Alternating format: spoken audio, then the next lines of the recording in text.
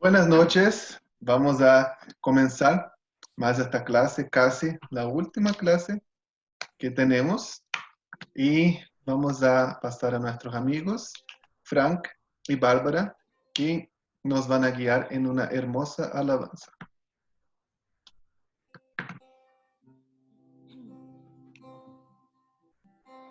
El universo gira en torno a ti, toda tu obra se postra ante tu majestad, ante tu autoridad.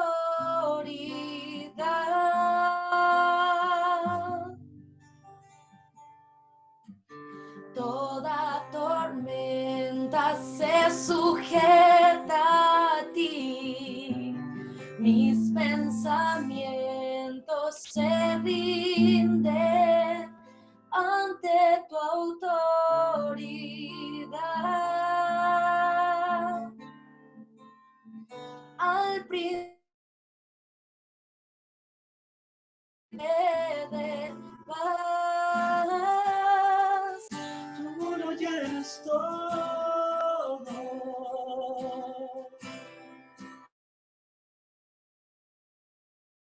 Tú lo llenas todo.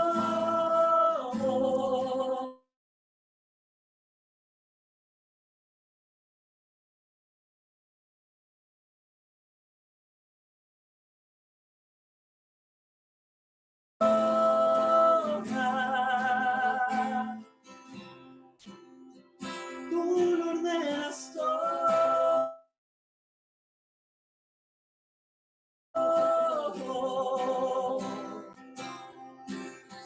Tú lo ordenas todo.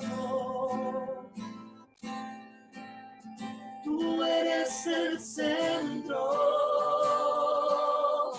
El universo te adora. El universo. El universo gira en torno a ti. Toda tu obra se postra ante tu majestad,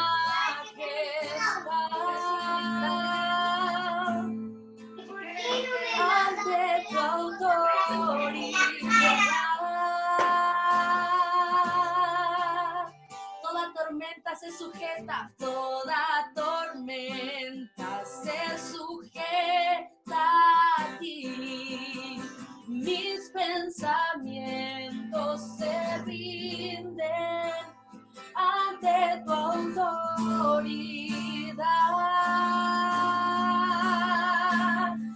Al príncipe de paz, tú lo llenas todo.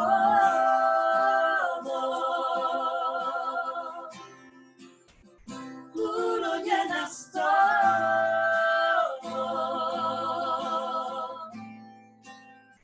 Tú eres el centro. El universo te adora.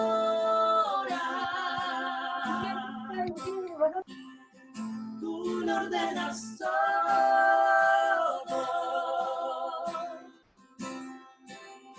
Tú lo ordenas todo. Solo tú eres el centro. Tú eres el centro. El universo te adora. Porque el Señor es rey. Porque el Señor es rey, vestido en majestad, más poderoso es que el esplendor del mar, firme su trono es por la eternidad, la creación cantará. Porque el Señor es rey,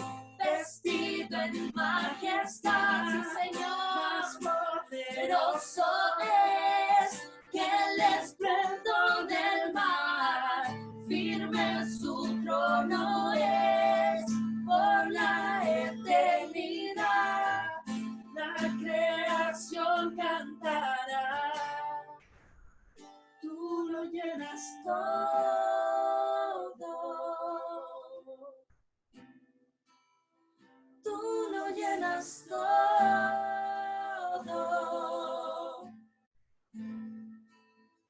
Tú eres el centro. El universo te adora. Tú lo ordenas todo. Tú lo ordenas todo. Sí, Señor, tus tiempos son perfectos. Tú lo ordenas todo.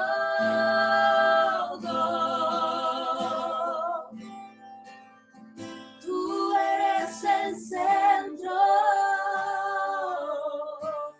El universo te adora. Sí, Señor.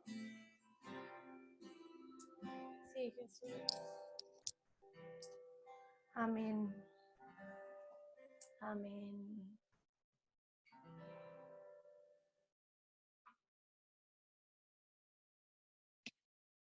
Muchas gracias, Bárbara. Muchas gracias, Frank. Y Bárbara también ha estudiado bastante, ha preparado y ella va a estar compartiendo con nosotros esta segunda clase de Marcos. Ya lo ha estudiado y lo ha enseñado varias veces. Es como su libro comodín, no sé. Y ella va a estar compartiendo con nosotros. Entonces, puede seguir, amiga. Ok. Hola, hola a todos. ¿Me escuchan bien? Háganme así si me escuchan bien. Ya, para estar con audífonos así es más claro. ¿Cómo están? Espero que estén muy bien. Es difícil para mí, una persona muy extrovertida, estar hablando y no tener una retroalimentación de la gente con un oh, amén, bacán. Entonces es un poco complicado. Pero es un privilegio para mí poder estar con ustedes hoy, poder compartir este libro que, como decía Tulio, no es comodín, pero es un libro que me habla mucho.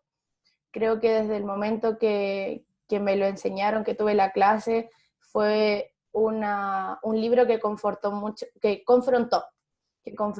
mi vida con respecto a lo que realmente, al cómo Jesús quería que yo viviera. Y eso sigue siendo hasta el día de hoy. Creo que como hijos de Dios nunca dejamos de aprender, nunca dejamos de mirar a nuestro Dios como el mayor ejemplo de vida, y creo que ese debe ser nuestro objetivo como hijos aquí en la tierra, representando el reino de Dios, trayendo el reino de Dios. Y bueno, yo delante estaba orando y decía cómo poder enseñarlo, y conversaba con Tulio un poco, que estaba muy nerviosa, un libro que he enseñado varias veces, pero esta oportunidad no sé por qué estoy tan nerviosa. Pero sé que Dios quiere hacer algo grande en nuestros corazones, en el de todos nosotros, cuando estudiamos un libro como este. Creo que cuando vemos la vida de Jesús, somos confrontados a seguir su ejemplo, somos confrontados en nuestra manera de vivir, en nuestra manera de pensar, en nuestra manera de relacionarnos con los otros. Y quisiera orar antes de comenzar a hablar directamente del libro. Así que te pido ahí que puedas pedirle al Señor que disponga tu corazón para aprender. Este libro nos confronta mucho con acciones que tomamos en nuestro diario vivir. Entonces que podamos ser sensibles a la voz del Señor y a lo que su palabra quiere tratar con nosotros. Amén. Padre Santo, te agradecemos por este tiempo, por esta oportunidad que tú nos das de estudiar tu palabra, Señor. Gracias, Padre, porque es esta luz que nos guía, es esta lámpara a nuestros pies, Señor, que realmente nos enseña cómo caminar, que nos enseña qué pasos dar, qué pasos prácticos poder dar. Padre, en el nombre de Jesús, yo te pido, Señor, por favor, que ablandes nuestros corazones, Señor. No queremos, Señor, tan solo leer o tan solo escuchar lo que alguien ha recibido, sino que cada uno podamos tener revelación de lo que tu palabra quiere tratar con nosotros, Señor. Espíritu Santo, te necesitamos. te necesitamos a ti para poder ver el libro a la luz de la verdad, Señor. En el nombre de Jesús, queremos ser transformados por la verdad, y la verdad eres tú, Señor. Te amamos en el nombre de Jesús. Amén. Amén. Sigamos. Bueno, es un libro, denme un segundito. Un segundito. Como les decía, es un libro que personalmente me confronta mucho y yo quiero saber si ustedes ya han estudiado un poquito y armado un poquito el contexto histórico. Hágame así si lo ha armado un poquito, o lo ha leído un poquito, o si se recuerda un poquito. Es necesario que recordemos, no vamos a extendernos en esto, pero es necesario saber que este libro fue para la gente que estaba en persecución. Este libro es un ánimo para aquellos cristianos que estaban siendo perseguidos. Y Dios les da un mensaje tan potente que es el de servir aún en tiempos de persecución, servir aún en tiempos de caos. Y esto es tan actual para nosotros también, porque hoy el servicio lo podemos ver de diferentes partes. Yo, no sé, algunos sabían que empecé a estudiar este año en la Universidad de Trabajo Social y vemos muchos tipos de ayuda, del servicio y todo eso. Y una profesora llega y yo le hice una pregunta sobre el servicio y me dijo, lo que hacemos no es servicio, no es ayuda. Y yo quedé así como, yo me metí a esto porque quiero ayudar a la gente. Y me llamaba la atención cómo nuestra sociedad hoy está tan lejos de vivir un servicio auténtico, está tan lejos de vivir un servicio que nace del corazón y que no es por apariencias. Entonces, hoy comprendemos que necesitamos, el pueblo de Dios necesita tener una revelación del verdadero servicio, una revelación del verdadero liderazgo, un encuentro con la verdad de Dios en cuanto a la entrega, que la entrega no es tan solo cuando levantamos nuestras manos y cantamos, Señor, me rindo a ti. No es tan solo ese momento de entrega, sino nuestra entrega debe ser en todo y para también nuestros hermanos, para la gente que necesita a Dios. Nosotros podemos mostrar a Dios a través de nuestra entrega. Bueno, vamos. Comencemos. Este es un libro de acciones. Es un libro de poder que muestra a nuestro Dios, a Jesús, en constante movimiento. Ya es un libro que es muy rápido. Si ustedes lo leyeron, yo me imagino que ya está leído, se dan cuenta que de un milagro pasa al otro, que de una liberación pasa a la otra, que, como decía Tulio, no se centra tanto en la enseñanza por parábola, no se sienta, no vemos relatos de cuando él se sienta y se pone a hablar con sus discípulos de temas, no sé, como las parábolas. Hay muy poquitas parábolas en este libro.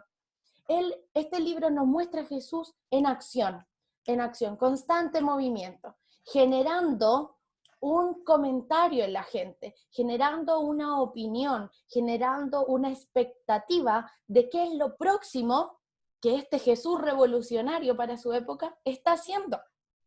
Entonces, por eso es un libro de acciones, un libro que muestra el poder de nuestro Dios.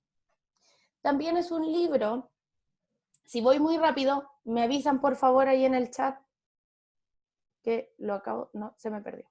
Pero bueno, a ver. Si voy muy rápido me avisan. Hay gente que dice que hablo muy rápido. Este libro se caracteriza, o a muchos eruditos en realidad, le llaman el Evangelio del siervo humilde. Dios siendo Dios, vino, se encarnó en un hombre mortal, con dolor, con emociones, con sentimiento, con necesidades. Viene para entregarse y no alardeando de su postura, no pidiendo privilegios, sino siendo humilde, demostrando este servicio de humildad, este verdadero servicio. Ya entonces muchos le llaman el Evangelio del Siervo Humilde, otros le llaman el catálogo del misionero, por así decirlo, porque los discípulos estaban en constante movimiento, igual que su maestro. Estaba, no sé si se recuerdan ahí en el relato cuando habla de la multiplicación de los panes y los peces, vienen llegando los discípulos de un viaje que él los había encomendado, y se encuentra Jesús con sus discípulos y le empieza a decir, cuéntenme qué pasó, y los discípulos comienzan, estoy parafraseando, los discípulos comienzan ahí a hablar con Jesús, hasta que Jesús comienza a ver a la multitud, ¿y qué tiene Jesús en ese momento? Compasión. Dios le había dicho a los discípulos que descansaran un momento, pero él al tener compasión de la gente le dice, ok, vamos, hay que actuar, hay que movernos, hay que servir, hay que suplir la necesidad de esta gente. Necesitaban palabras, necesitaban ser exhortados y después tenían hambre. Entonces ahí vemos por qué también se le llama el catálogo del misionero. Si tienen sus Biblias ahí o tan solo necesitan la memoria, porque ustedes ya son de estos eruditos que se sabe la Biblia de memoria, pero por si acaso, tengan la manito.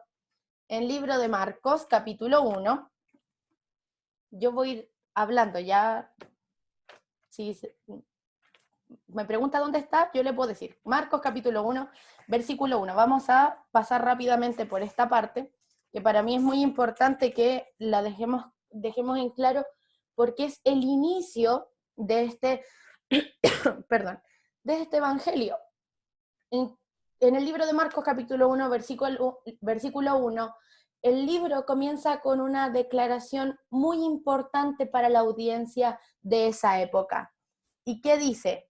Esta es la buena noticia acerca de Jesús, el Mesías, el Hijo de Dios. Mesías, el Hijo de Dios. Y si lo puedes subrayar o destacar en esa parte, Mesías, el Hijo de Dios. El autor comienza declarando la identidad de Jesús, quién él era. ¿Y por qué era importante esto para esa época? Porque habían personas que no creían en que Jesús era el Mesías y que negaban su identidad como hijo de Dios. ¿Se recuerdan cuando está ahí en la cruz? Si eres el Hijo de Dios, bájate de esa cruz. Además, los emperadores creían ser dioses y necesitaba levantarse esta verdad, que es que Jesús es el Hijo de Dios y es el Mesías que ellos necesitaban. Como veíamos en la clase pasada que les explicaba Tulio, existen ciertas sectas en ese tiempo y ellos esperaban, la gente esperaba un libertador político, alguien que los liberara del poder del Imperio Romano. Entonces ellos esperaban un rey que viniera y luchara y empoderara al pueblo, como, prácticamente como una rebelión, que fuese así como súper visible. Pero Jesús vino a traer un carácter totalmente diferente a lo que ellos esperaban. Él conquistó, Él sigue conquistando nuestros corazones con su entrega, con su servicio, con su humildad. Cuando estuvo aquí en la tierra, a mí eso es lo que más me asombra cuando leo los evangelios.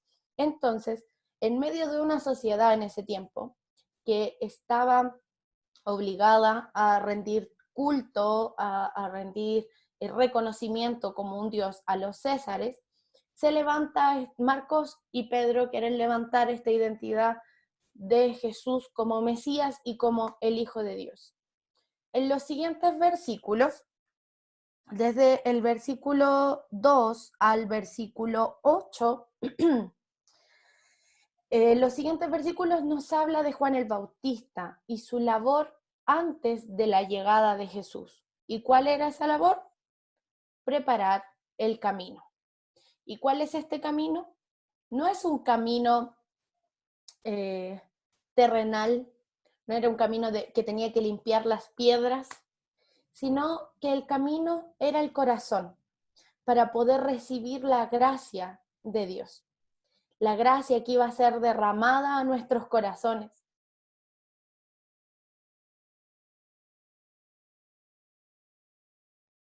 Es increíble cómo Dios hasta el día de hoy prepara nuestros corazones. Es increíble porque nosotros vemos que, claro, históricamente Juan tenía que traer de a poco como esta transformación, este mensaje diferente para el corazón de la gente en esa época. Pero hoy, cómo Dios sigue trabajando en limpiar nuestro camino para implantar su verdad. Cómo hay piedrecitas que tienen que salir de nuestro corazón para que la verdad de Dios pueda ser cimentada en nosotros, pueda ser un fundamento firme, y no que cuando venga un acontecimiento, un problema, un movimiento en nuestras vidas, no se derrumbe eso en lo que creemos. Sigamos. Perdónenme, estoy un poquito resfriada. Sigamos. El bautismo de Jesús y la importancia en el desierto. No sé si ya Tulio les habrá enviado las preguntas, pero quiero comentar algo sobre el bautismo porque igual ustedes los van a tener que analizar después.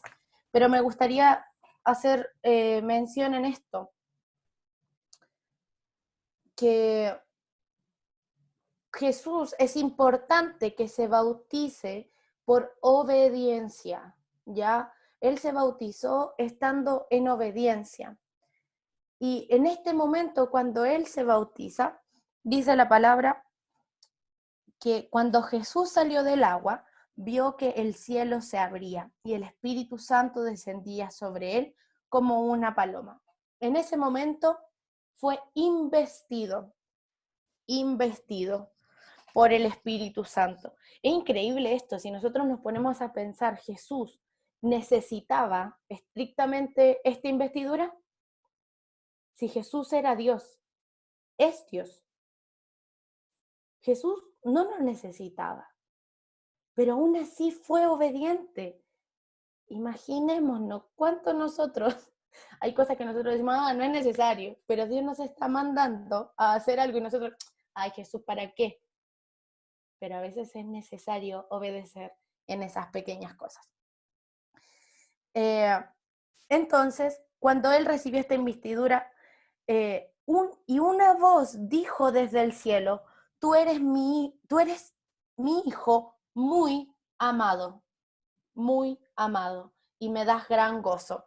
Es increíble esto. Yo lo repito cada vez que enseño este libro, por ahí los que ya han escuchado antes van a decir, ya lo dice, pero es algo que me impacta de este relato, que Jesús no había hecho ningún relato registrado, no hay registro, ni un milagro, ni una liberación antes de esto. Y Dios le dice, su padre le dice, hey, no has hecho nada y yo tengo gran gozo en ti. Y ahora estaba pensando, podemos analizar que la obediencia, nuestra obediencia, trae gozo al corazón de Dios. Trae gozo a su corazón. Y aun cuando no hemos hecho nada, por el hecho de ser hijos amados por nuestro Padre, es increíble esto. Sigamos, porque después van a tener que responder una tarea con respecto a eso.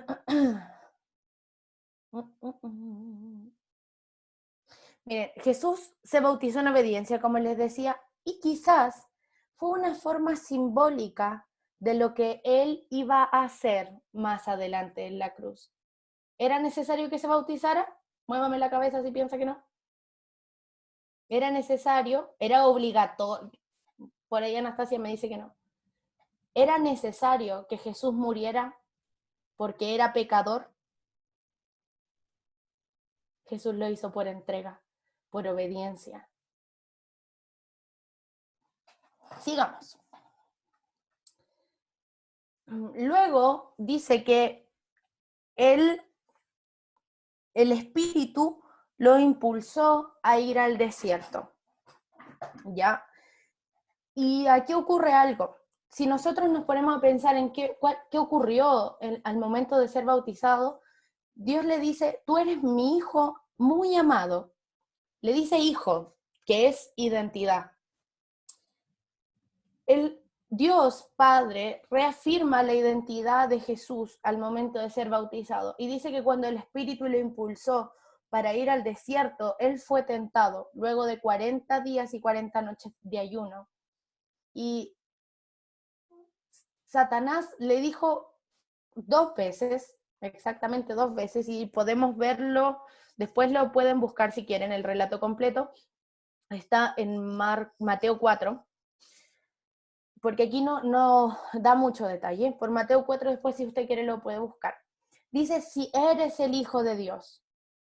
¿Qué afirmó Dios cuando él se estaba bautizando? Tú eres mi Hijo amado. Entonces, en el desierto, Satanás le dice, si eres el Hijo de Dios. Si eres el Hijo de Dios. ¿Por qué? Porque Jesús ya estaba sintiendo hambre, entonces le dice, si eres el Hijo de Dios, convierte esta piedra en pan. Como de una necesidad de Jesús como hombre, que era el hambre, Satanás quiso atacar su identidad. Es increíble esto porque lo podemos asimilar a nuestra vida hoy. Como a veces de una necesidad, el enemigo viene enseguida a atacar, pero no eres hijo de Dios. Pero no que crees tanto, pero no que lees la Biblia, la estudias, y hasta te metiste en una escuela, en un estudio bíblico online. ¿Serás hijo de Dios o no serás hijo de Dios? Cómo el enemigo quiere atacar nuestra identidad al momento que pasamos necesidad.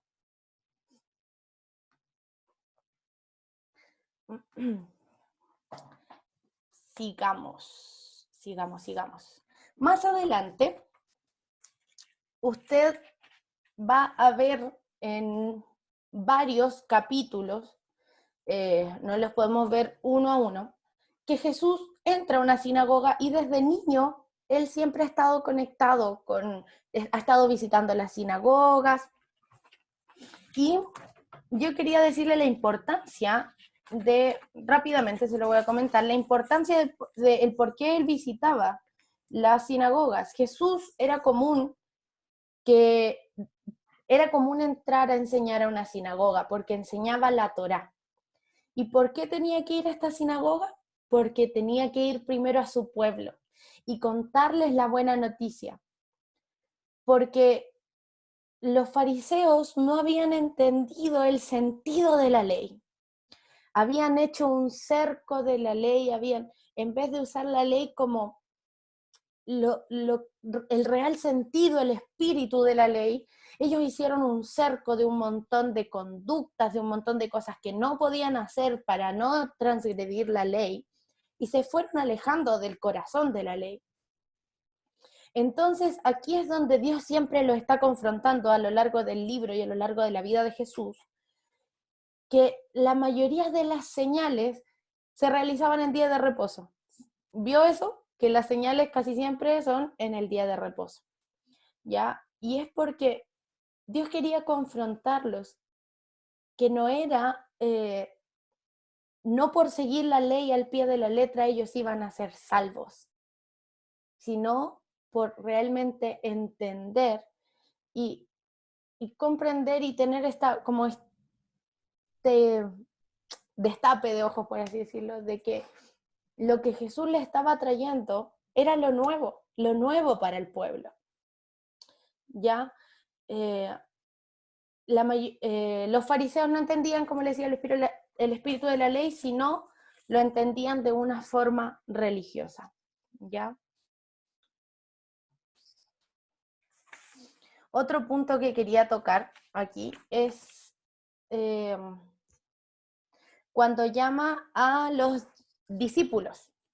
Cuando llama a sus discípulos, a mí me llama mucho la atención porque yo la primera vez que leía era como, cuando los llamó a Pedro, y yo decía, si alguien viene pasando por la calle y me llama y me dice, hey, ven, sígueme, yo no lo sigo. ¿Cómo?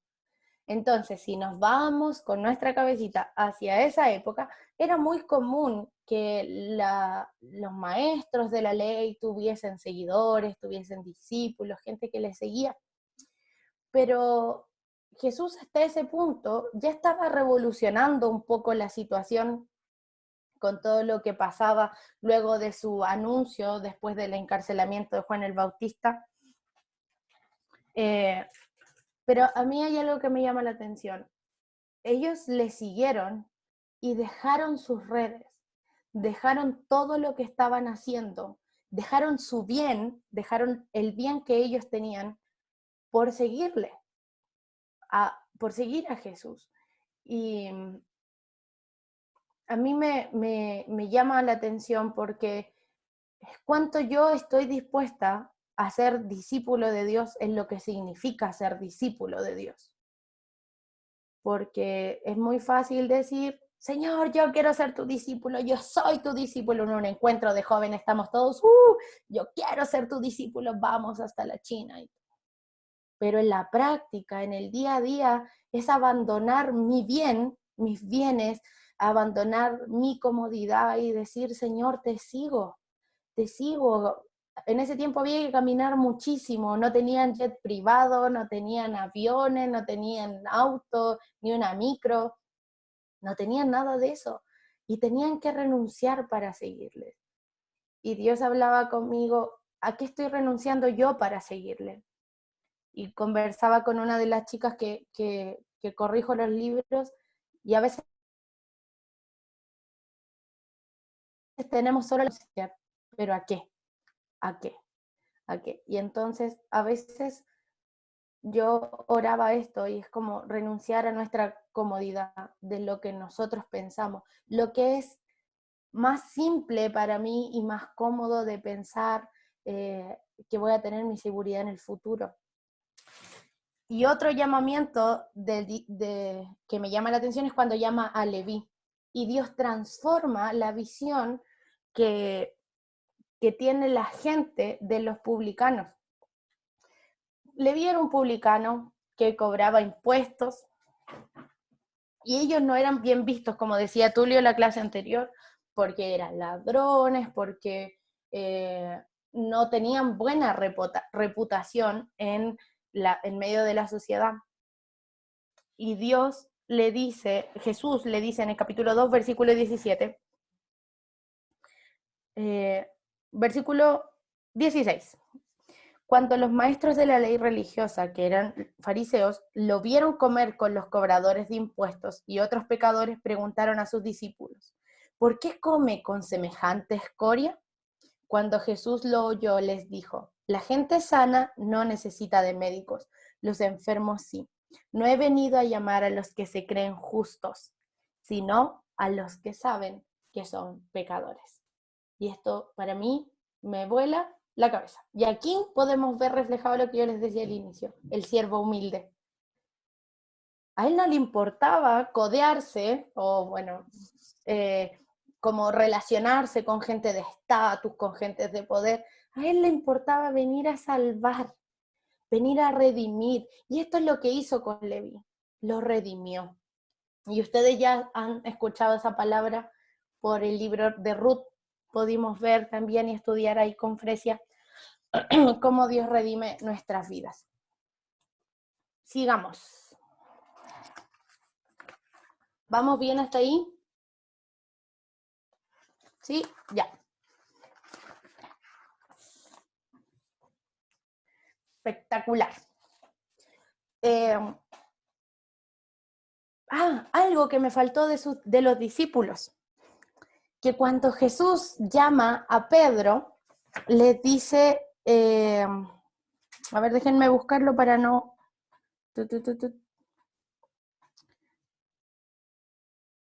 Aquí. En el capítulo 1, versículo 16, dice, cierto día mientras Jesús caminaba por la orilla del mar de Galilea, vio a Simón y a su hermano Andrés que echaban la red al agua porque vivían de la pesca. Jesús los llamó, vengan, síganme y yo les enseñaré cómo pescar personas. Otra versión dice, vengan, síganme y yo los haré pescadores de hombres. Cómo Dios transforma su oficio con lo que vivían y les da un sentido eterno, lo transforma y le da un propósito eterno, que seamos abiertos a que Dios transforme nuestros oficios, profesiones, trabajo con un propósito eterno. Seamos servidores de la gente, no tan solo por remuneración, por ser vistos, sino que sea de corazón, sino que sea realmente con el servicio humilde que Jesús tuvo. Otro punto que quería tocar, que nos va a servir para las interpretaciones también, son las parábolas.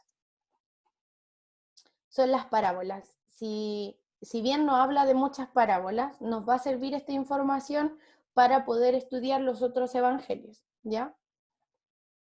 Recuerden que Marcos es un evangelio sinóptico, así que les animo a también poder estudiar posteriormente el libro de Mateo y Lucas. La parábola es una historia que, aunque no cuente un hecho real, contiene una realidad de vida. Es una historia terrenal, o sea, es una historia, claro, terrenal, con una enseñanza celestial. Enseña una lección o verdad moral. Su propósito es facilitar la comprensión del que la está escuchando. ¿Ya? Es importante que cuando nosotros vemos la parábola, esta historia terrenal con un sentido celestial, con una enseñanza celestial, es necesario contemplar para la interpretación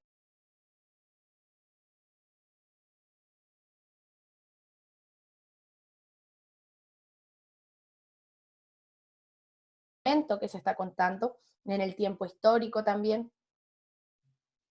Buscar el sentido de la intención, buscar la intención con la cual se está hablando, ¿ya? Tenemos que extraer cada vez que vemos una parábola, extraer la verdad eterna de la parábola, porque muchas veces la gente puede darle un montón de aplicaciones, pero es necesario que en la parábola nosotros tengamos clara cuál es la verdad eterna, ya que independiente del tiempo, la situación, los años que pasen, va a seguir siendo la misma, ya. Evitemos descontextualizar, ya eso tiene que ver todo con el oyente original, con la audiencia original.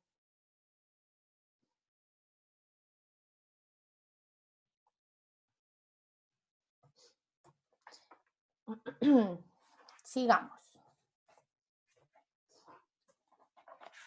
Liberaciones. Vamos a hablar un poquito de las liberaciones que aparecen en el libro de Marcos. Si usted quiere las puede ir buscando, yo les voy a dar la cita. Es interesante algo que le dice a los que han sido liberados, les dice, no, a los demonios que hablan, a los espíritus inmundos que hablan cuando ven a Jesús. O sea, tú eres el Hijo de Dios. ¿Prestaron atención en eso? ¿Y por qué los manda a callar? Jesús, posterior a que escucha que el espíritu inmundo dice esto, los manda a callar. ¿Por qué? Porque Jesús no quiere que su identidad sea revelada por espíritus inmundos, ¿ya? Y otra cosa tampoco por la cual los manda a callar, porque aún no había llegado su hora. Porque si la gente escuchaba que él era el Hijo de Dios, así, en ese contexto, no lo iban a buscar más rápido, lo iban a perseguir, iban a querer llevarlo prisionero mucho más rápido de lo que lo hicieron. Entonces, como aún no llegaba su hora, él mandaba a callar. Él mandaba a callar a los demonios. En el capítulo, vamos a ver algunas nomás, ¿ya? Vamos a ver algunas liberaciones. En el capítulo 1, versículo 21 al 28, está la liberación en la sinagoga de Capernaum, ya que para contarlo a grandes rasgos, al entrar Jesús en la sinagoga, un hombre con espíritu inmundo comienza a dar voces y Jesús rápidamente le ordenó que saliera de aquel hombre. Capernaum era muy importante en esa época, era una ciudad muy importante en esa época porque era el camino principal a Damasco. Era la sede, en Capernaum era la sede de recaudación de impuestos y era una ruta comercial, el centro de operaciones de Jesús para todo el sector de Galilea. Como yo les decía antes, para Jesús era común entrar a enseñar a la sinagoga.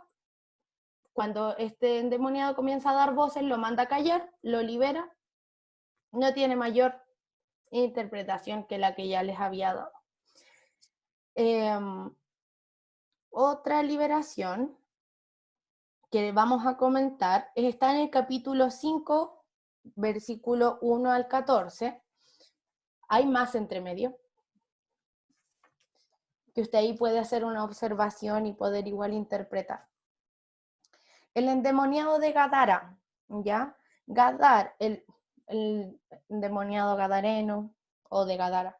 Gadara era el capital de una región llamada Decápolis, ¿ya? Las 10 ciudades.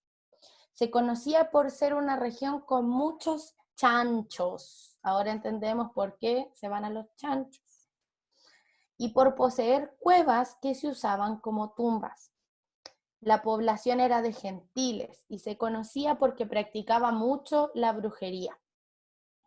¿Ya? Una legión, o sea, ahí entendemos el por qué era un sector tan oscuro y esta persona estaba tan endemoniada. Una legión era una tropa militar romana de 5.500 a 6.000 soldados. Imagínense, cuando Jesús le pregunta a este endemoniado, ¿cuál es tu nombre? Legión. Eran muchos, o sea, si nosotros nos ponemos a pensar en eso, eran muchos.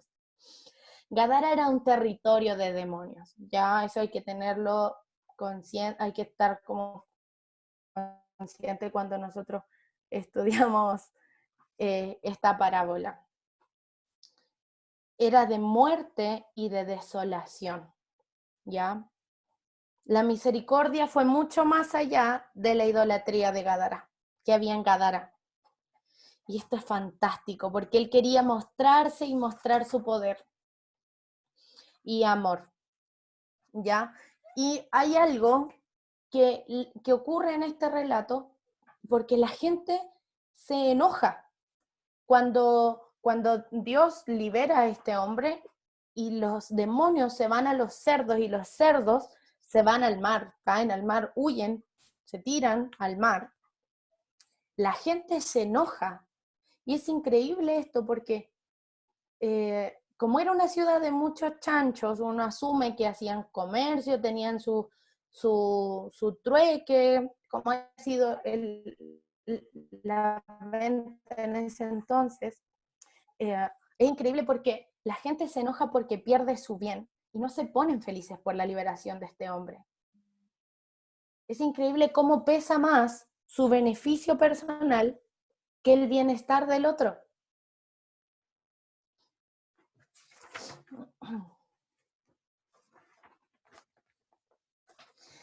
Sigamos, en el capítulo 7, versículo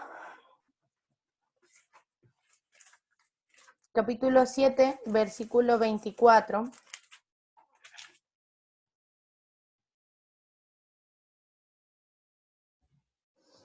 Denme un segundito. Ya.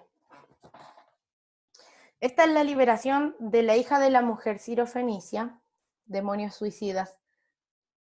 Podríamos ponerle demonios suicidas. No, dice que murieron. Dice que fueron arrojados al mar los cerdos. Sigamos. La liberación de la mujer sirofenicia en el capítulo 7, versículo 24 al 30. Era tanta la necesidad de esta mujer que al oír de Jesús y el poder que tenía sobre los demonios, no dudó en acudir a él. Pero Jesús no había venido a los gentiles primero. ¿No veis que habla ahí de dar comida a los perrillos, que no se les da la comida a los perrillos, sino que a los que son hijos? Y esta mujer le dice algo interesante.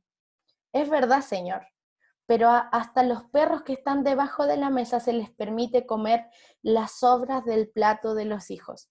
Y Jesús le dice, buena respuesta en esta versión. Ahora vete a tu casa porque el demonio ha salido de tu hija. Qué interesante es esta fe que tenía la mujer en que Dios podía liberar a su hija.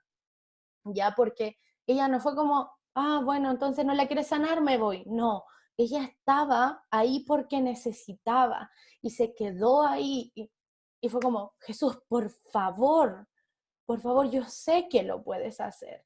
Entonces Dios, actuando en misericordia, en compasión, liberó a la hija, claro, teleliberación, liberó a la hija de esta mujer.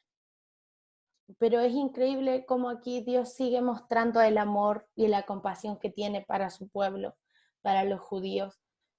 Como al ser rechazado tantas veces, Él sigue diciendo, es para ellos primero.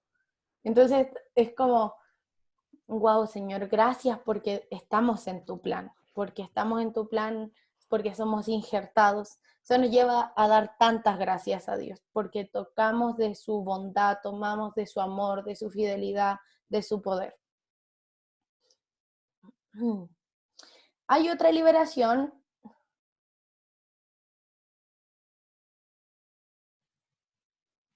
Oh, no entiendo mucho portugués. Si alguien me quiere traducir o le quiere responder, Tulio o Fresia.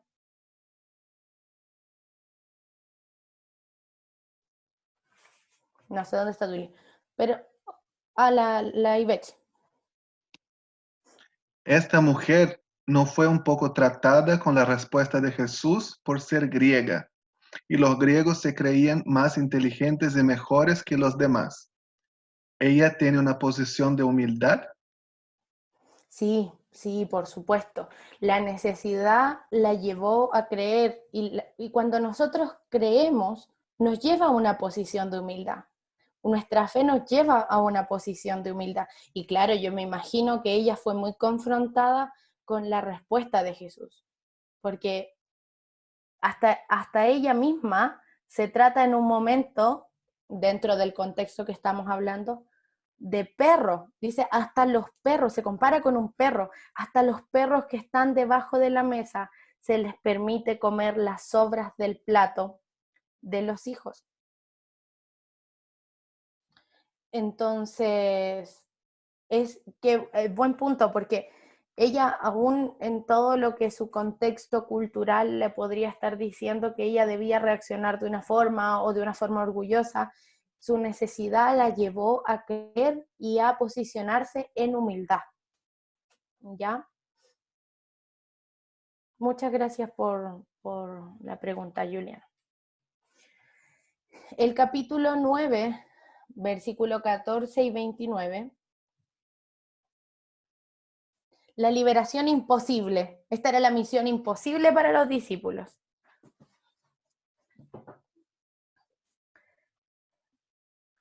Misión imposible. Jesús no se encontraba en ese momento que estaba pasando todo, no se encontraba con todos sus discípulos, ¿cierto? Porque él había estado en el monte de la transfiguración mientras ocurría todo esto. Cuando él desciende, ve que está ocurriendo, que no pueden liberar a un endemoniado, entonces, ¿qué les dice Jesús? Vamos a leer aquí enseguida.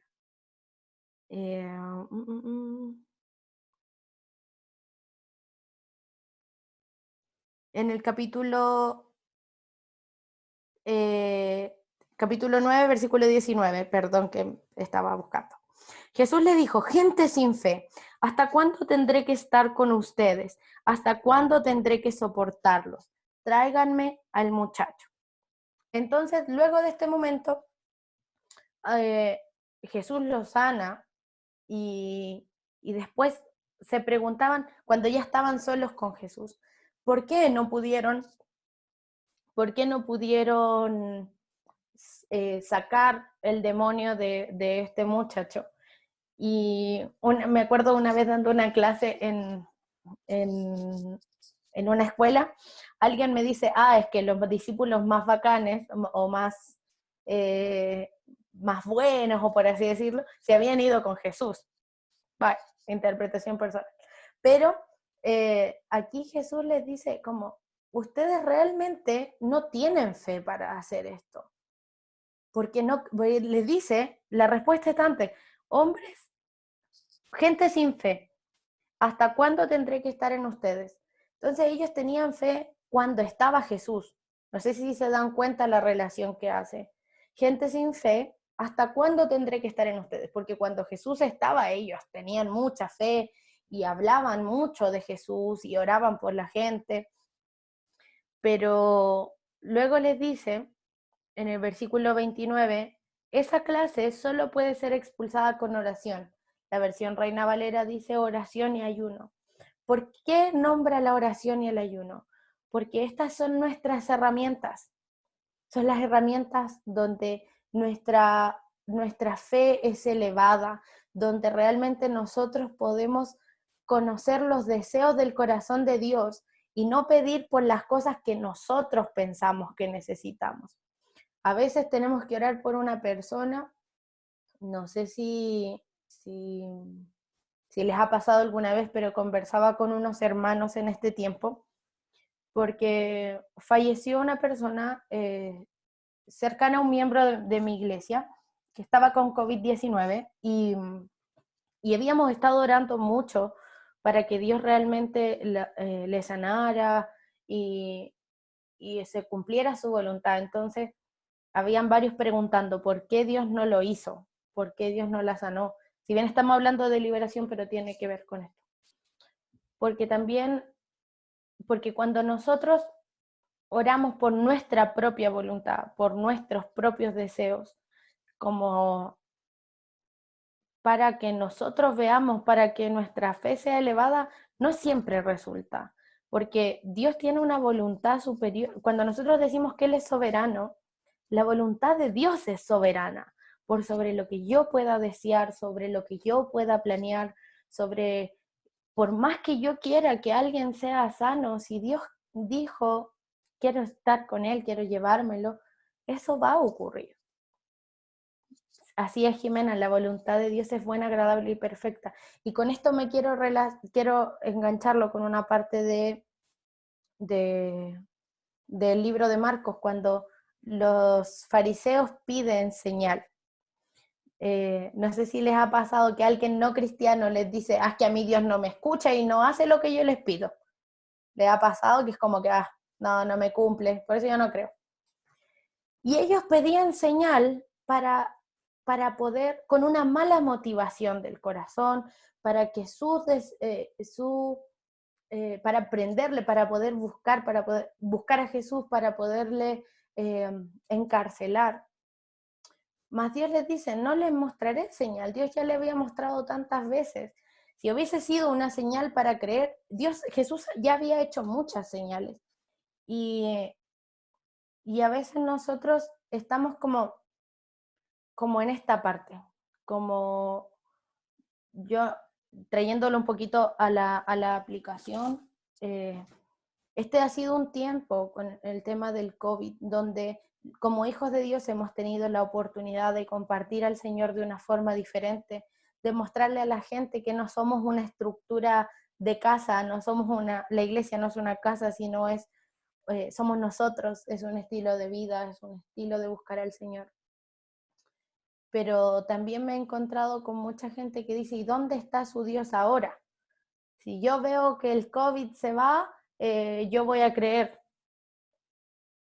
Y leí hace un tiempo una publicación por internet que decía eso. Y bueno, de unos compañeros que lamentablemente mis compañeros la mayoría son ateos, y comentaban, como supieron que yo era cristiana y en el grupo de WhatsApp comentan, así como, que Dios nos salve o cosas así, que si Dios existe, que nos salve.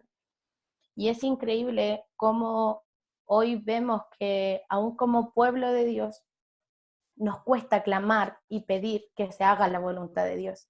Porque como decía Jimena, la voluntad de Dios es buena y perfecta, pero a veces en el tiempo exacto no es agradable, pero sabemos que en su momento va a ser agradable. Y si seguiré avanzando, si no, se me va a alcanzar la hora. Sigamos. Milagros. Vamos a hablar un poquito de los milagros.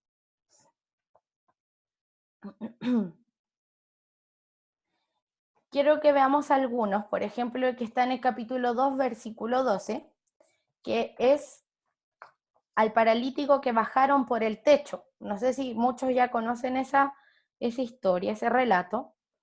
Estaba Jesús predicando y una gran multitud lo rodeaba. Llegando un paralítico en una camilla cargado por 4 personas, subieron al techo, abrieron un espacio y lo bajaron hasta donde estaba Jesús, y por la fe de todos ellos, sus pecados fueron perdonados y fue sano. Les hago como un breve resumen. Jesús quería quebrantar la religiosidad y enseñar que, aparte de una sanidad física, él quería liberar su espíritu. Le dicen, ay, ¿acaso? Cuando Jesús le dice, antes de decirle que él era sanado, le dice, tus pecados te son perdonados. Jesús llega de una a quebrantar la religiosidad, porque todos esperaban que Jesús le sanara, no que le perdonara los pecados. Entonces ahí llegan algunos y le dicen, miren, lo leo enseguida denme un segundo. Algunos maestros de la ley religiosa que estaban allí sentados pensaron, ¿qué es lo que dice? Es una blasfemia. Solo Dios puede perdonar pecados. En ese mismo instante Jesús tomó lo que pensaban, Jesús supo lo que pensaban, así que les preguntó, ¿por qué cuestionan eso en su corazón? ¿Qué es más fácil decirle al paralítico, tus pecados te son perdonados? ¿O ponte en pie, toma tu camilla y camina? Así que les demostraré que el Hijo del Hombre tiene autoridad en la tierra para perdonar pecados. Entonces Jesús miró al paralítico y le dijo, ponte de pie, toma tu camilla y vete a tu casa. Jesús quería quebrar con esta religiosidad y enseñar que, aparte de una sanidad física, las personas necesitaban una libertad espiritual, una libertad de corazón, una sanidad del corazón.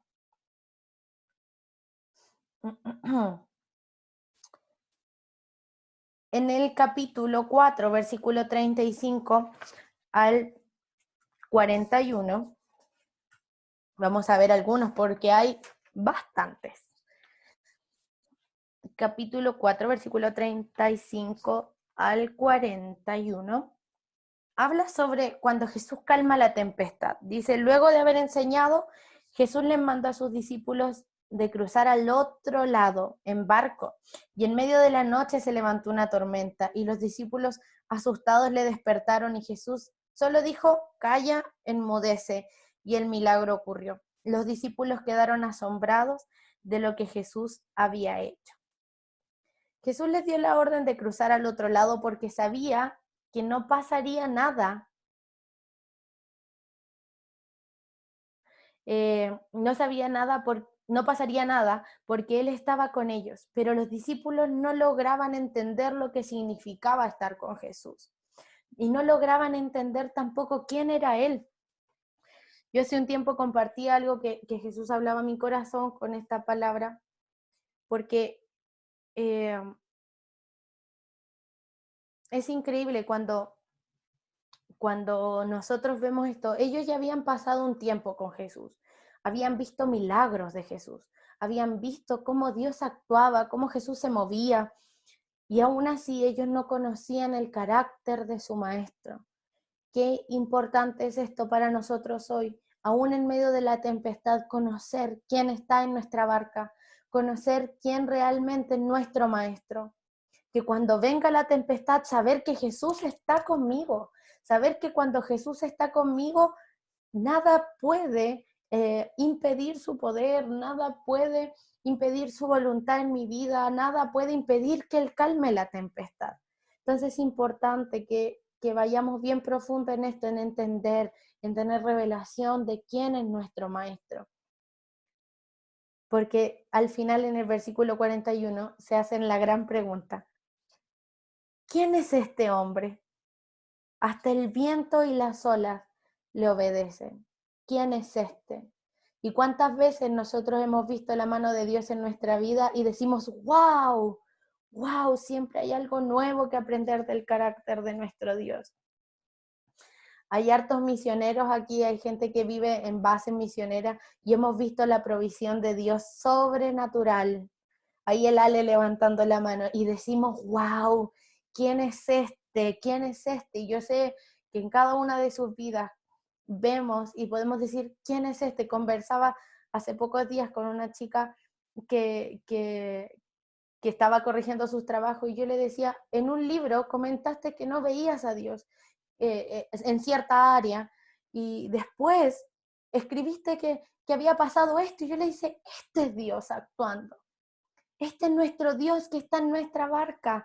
A veces con pequeños detalles podemos decir, este es mi Dios, y reconocer que Él fue el que obró en medio de esa tempestad.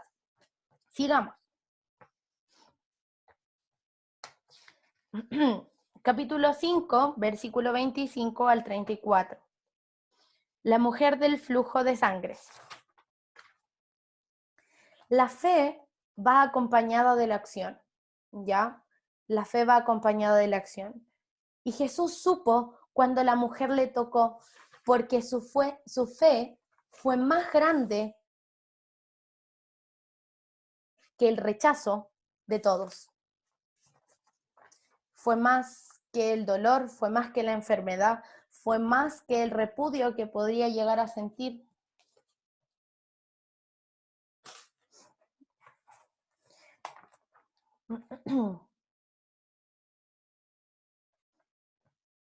Capítulo 6, versículo 30 al 44. La multiplicación de los panes y los peces.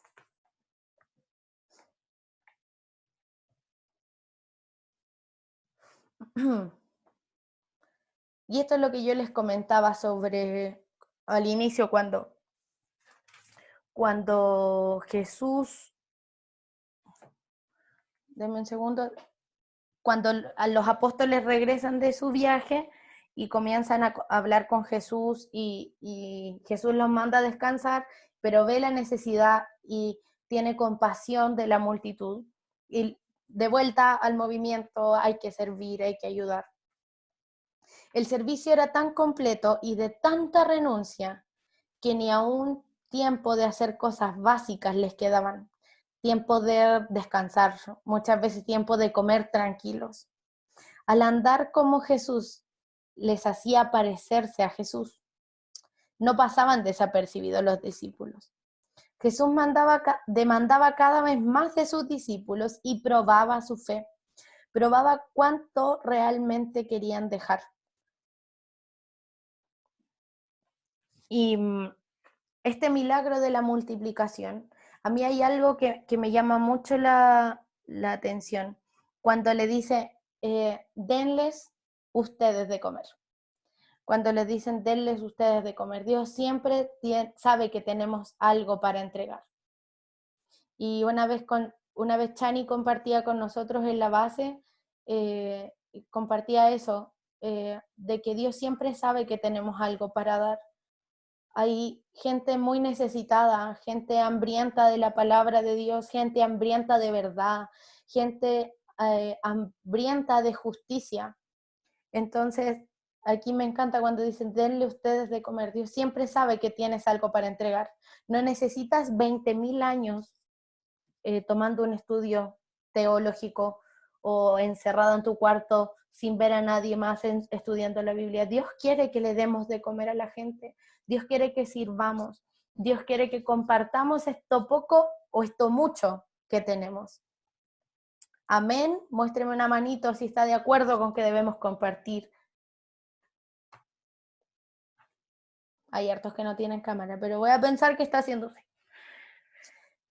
Y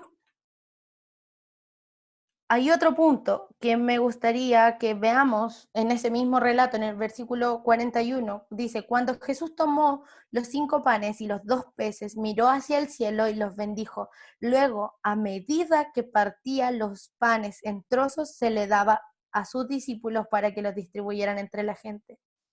Y aquí hay algo. Dice que luego, a medida de que partía los panes en trozos, el milagro ocurrió mediante, no fue que hizo así, hubo un proceso para el milagro. Y a veces nosotros queremos todo rápido, queremos todo instantáneo, igual somos una generación muy instantánea, pero hay un proceso para el milagro. Dios quiere tratar nuestro corazón cuando Él va a hacer un milagro. Dios quiere que la incredulidad salga de nuestra vida, Dios quiere que el orgullo salga de nuestra vida, que el miedo al futuro salga de nuestra vida. Dios quiere que vivamos el proceso del milagro. Hay otros milagros que Dios los hace así, de una, enseguida, instantáneamente. Pero hay otras veces que tenemos que vivir este proceso del milagro. Hay años que vivimos orando por algo y Dios quiere enseñarnos. Dios quiere enseñarnos en el proceso del milagro. Hay gente que piensa que solo los milagros son para aumento de nuestra fe. Yo sí creo que son para aumento de nuestra fe, pero también creo que es para que crezcamos en madurez con el Señor. Porque podemos ver muchos milagros y seguir siendo inmaduros, seguir viviendo por las emociones. ¡Ay, fala Deus! Dios está hablando conmigo, no sé con ustedes. ¡Ay, Señor! Mi Dios, sigamos.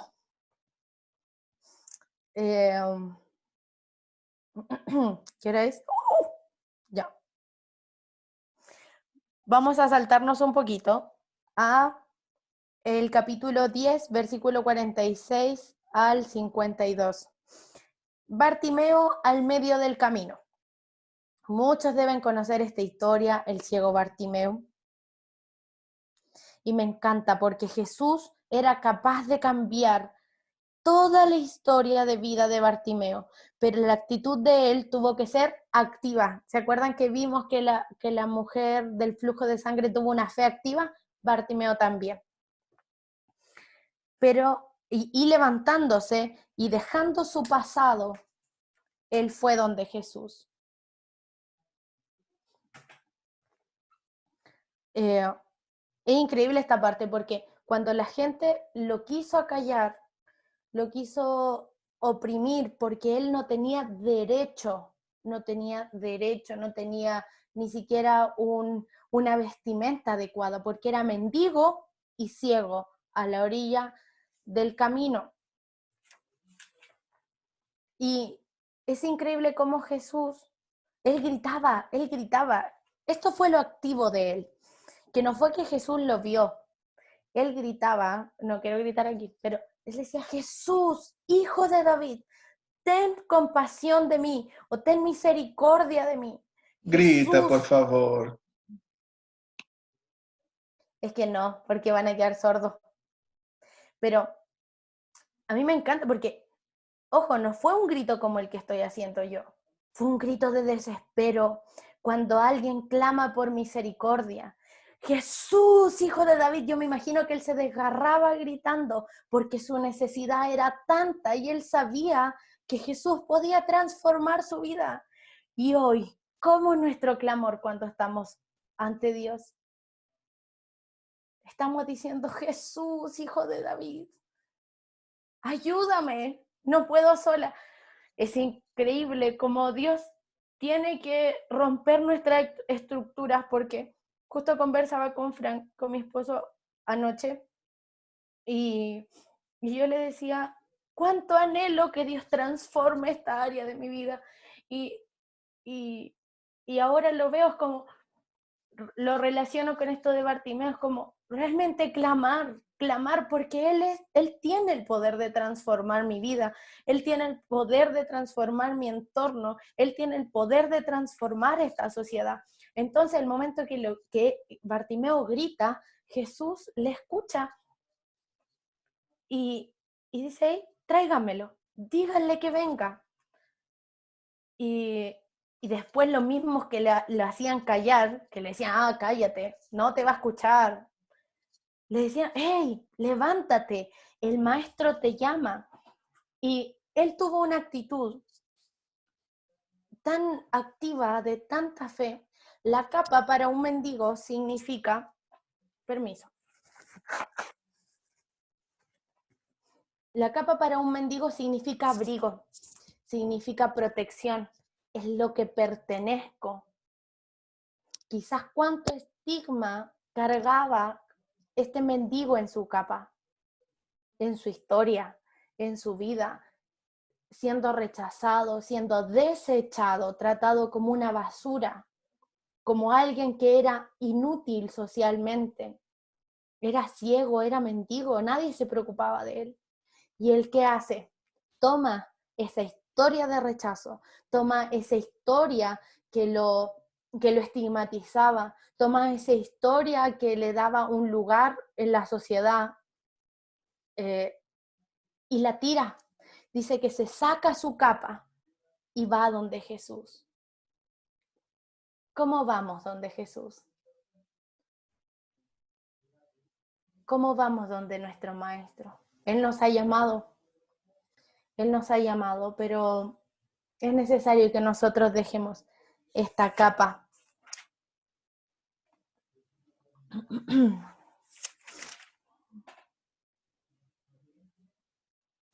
Y cuando Bartimeo, bueno, lo que decía, Bartimeo echó a un lado su abrigo, se levantó de un salto y se acercó a Jesús. ¿Qué quieres que haga por ti? Preguntó Jesús. Me encanta, tan respetuoso Jesús, siempre preguntando, aún lo que era obvio, él le pregunta. Y le dice, mi rabí, quiero ver. Y Jesús le dijo, puedes irte, pues tu fe te ha sanado. Al instante el hombre pudo ver y siguió a Jesús por el camino. Amén. ¿Vamos bien? Ya. Perdón, me emociono al hablar, así que voy a intentar ir un poco más rápido. Ya. En el capítulo 9, versículo 2 al 9, hay una historia que quiero que hablemos a grandes rasgos.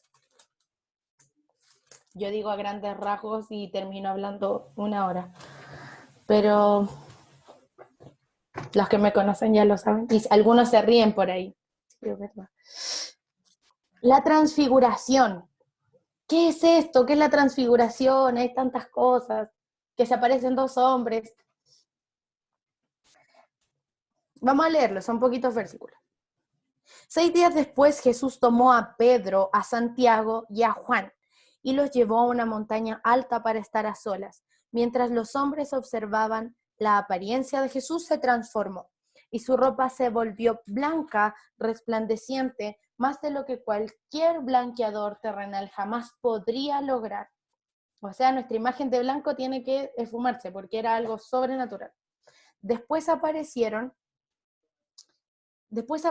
Elías y Moisés y comenzaron a hablar con Jesús. Pedro exclamó, Rabí, es maravilloso que estemos aquí. Hagamos 3 enramadas como recordatorios, una para ti, una para Moisés y la otra para Elías. Dijo esto porque realmente no sabía qué otra cosa decir, pues todos estaban aterrados.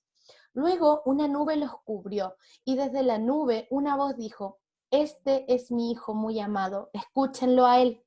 De pronto, cuando miraban ellos a su alrededor, Moisés y Elías se habían ido y vieron solo a Jesús con ellos. Mientras descendían de la montaña, él les dijo que no le contaran a nadie lo que habían visto hasta que el Hijo del Hombre se levantara de los muertos. Así que guardaron el secreto, pero muy a menudo se preguntaban qué quería decir con levantarse de los muertos. Bueno, ¿qué significa esta aparición de Elías y Moisés? ¿Por qué aparecieron estos 2 hombres al lado de Jesús? Y Jesús dice que está con una ropa blanca, resplandeciente, que ningún blanqueador terrenal puede igualar. Que esté Elías y Moisés con Jesús significa que en Jesús se cumple la ley y los profetas. La ley con Moisés y los profetas está representando son los Banich poderosos. Tampoco. Imposible igualarlo. Fue el Agustín. Lo asumo. Pero entonces es que en Jesús se cumple la ley y los profetas. Eso es el significado de esta transfiguración. Y por eso dice, este es mi hijo muy amado, escúchenlo a él. Porque en Jesús está la ley y están los profetas. Es el cumplimiento de esta promesa de salvación. Cuando estudiamos el panorama bíblico, está la creación.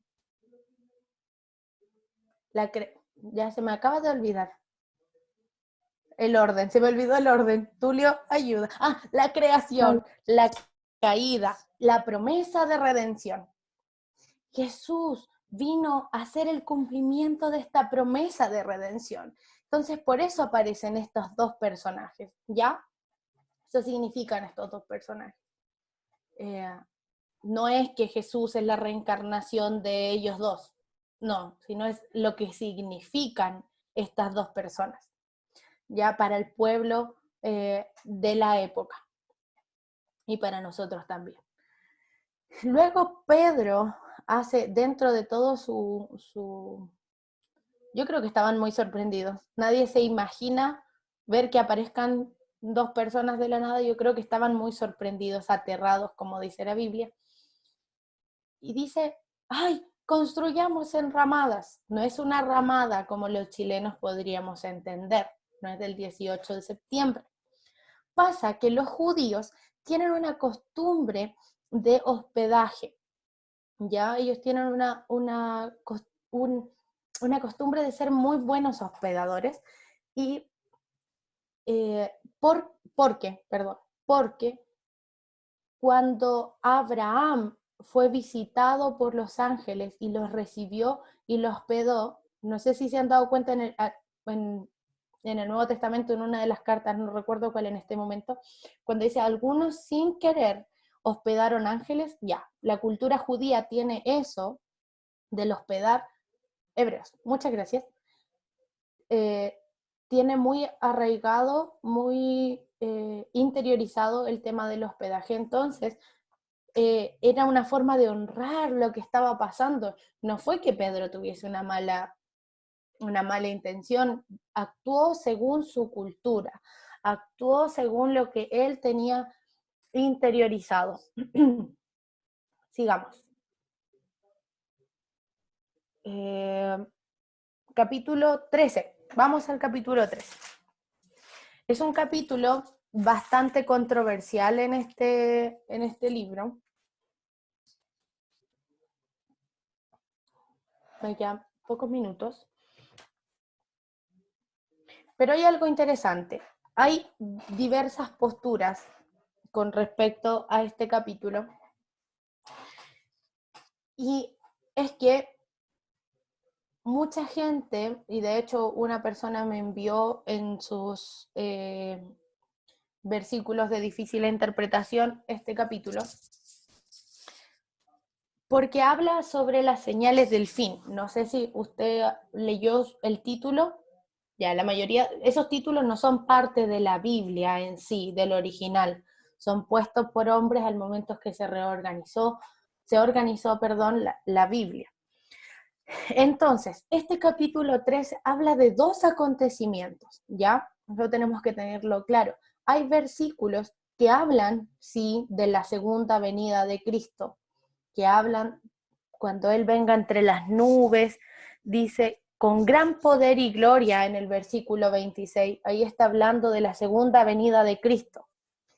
Pero hay también contenido de la advertencia o lo que va a pasar en el año 70 después de Cristo, que si lo recuerdan, en el año 70 después de Cristo es la caída de Jerusalén, ¿ya?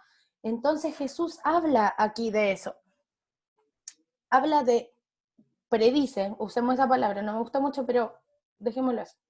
Él profetiza o declara o predice, como usted quiera llamarlo, la destrucción de Jerusalén en el año 70 después de Cristo, y también hay versículos que hablan de la segunda venida de Cristo.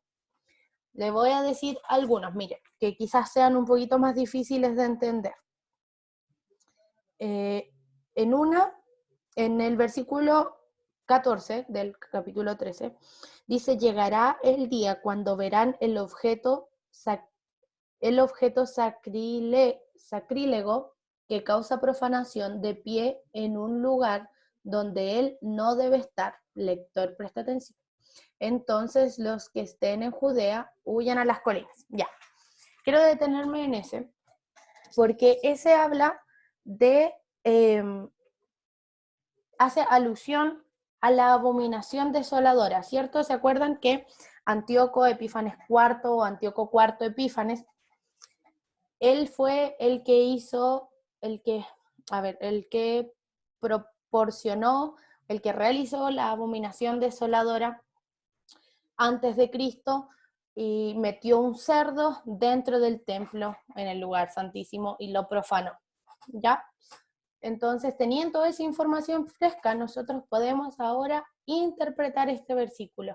No era que iban a meter un cerdo nuevamente en el templo, sino que el templo iba a ser profanado, ya no iba a ser un lugar santo, ya no iba a cumplir su función de templo, sino que el lugar de Jerusalén iba a ser destruido, iba a ser profanado, iba a ser contaminado por la maldad. ¿Se entiende? Otro que es para el 70 después de Cristo, que muchos, yo lo vengo escuchando desde muy pequeña, que está en el versículo, denme un segundo, versículo 30, dice, les digo la verdad, no pasará esta generación. Desde muy chica yo vengo escuchando ese versículo y mucha gente lo utiliza para hablar sobre la venida de Cristo, como que no pasará esta generación sin que venga la venida de Cristo. Y este versículo es netamente para los lectores, claro, los destinatarios originales, porque, claro, no pasó esa generación sin que vieran la destrucción de Jerusalén. Ya ocurrió antes de que ellos murieran, bueno, muchos murieron en la persecución del 64 al 68, pero los que quedaron vieron la destrucción de Jerusalén. ¿Ya? Otros versículos como de la venida del Señor, de Cristo, 21. Entonces, si alguien les dice, miren aquí, está el Mesías, o allí está, no lo crean, pues se levantarán falsos mesías y falsos profetas y realizarán señales y milagros para engañar, de ser posible aún a los elegidos de Dios. Tengan cuidado, les he advertido esto de antemano. En este tiempo, después de la angustia de esos días, el sol se oscurecerá, la luna no dará luz, las estrellas caerán del cielo y los poderes de los cielos serán sacudidos. Entonces todos verán al Hijo del Hombre venir en las nubes con gran poder y gloria. Hay otros versículos antes de los que yo le leí que habla sobre el predicar el evangelio, o sea, que hay que esperar a que todo pueblo y nación reciba del conocimiento de Jesús. Lo habla en los primeros versículos prácticamente. Ya. Sigan, pero los animo a leer ese capítulo con el contexto histórico, teniendo en cuenta estos dos temas, estos dos grandes temas que trata el capítulo. La caída de Jerusalén en el año 70 después de Cristo y la segunda venida de Cristo. ¿Ya? Tulio.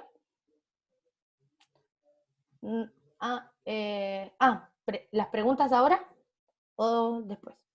¿Alguien tiene una pregunta?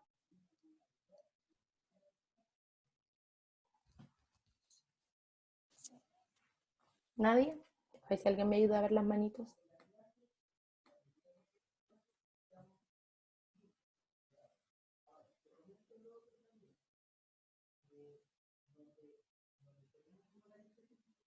Creo que nadie. ¿Tulio? Nosotros vamos entonces, como siempre, Hay una pregunta muy importante que nosotros queremos analizar para que ustedes hablen en grupo, para hacer la aplicación del libro, que es nuestra parte más importante. Y la Barbie va a leer la pregunta y ahí yo los voy a dividir en grupos. Van a tener 5 minutos, como siempre, para hablar de ello. Y yo creo que uno de los puntos más aplicacionales, más fuertes del libro. Y yo creo que es muy importante que hablemos de eso. Entonces él les va a leer la pregunta y ahí nos dividimos. Después también lo vamos a hablar por si acaso. ¿Ya? La pregunta es la siguiente. ¿Por qué Jesús lavó los pies de los discípulos? ¿Qué significó eso para los 12? ¿Es esto simbolismo de algo? Repito. ¿Por qué Jesús lavó los pies de los discípulos? ¿Qué significó eso para los 12? ¿Es esto simbolismo de algo? Bueno, vamos entonces a hacer la división y los espero ahí de vuelta. Ah, espérame, el César tiene. César, te respondo a la vuelta, ¿ya?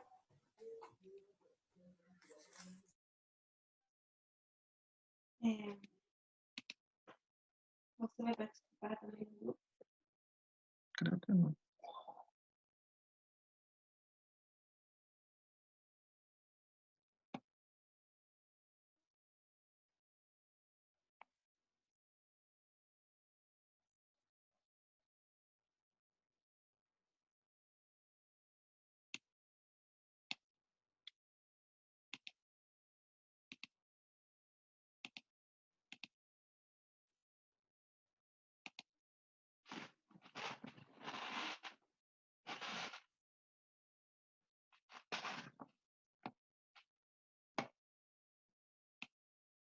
Mas a gente não está em nenhum grupo.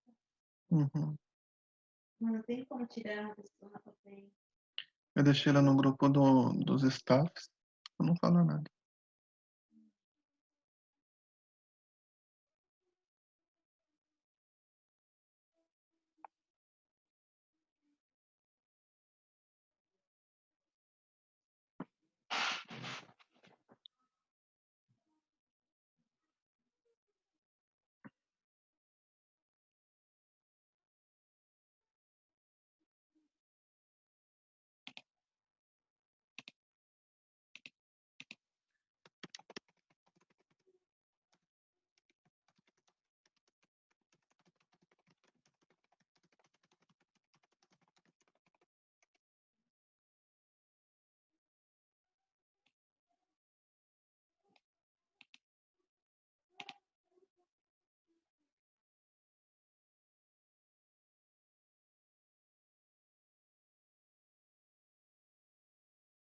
¿Qué?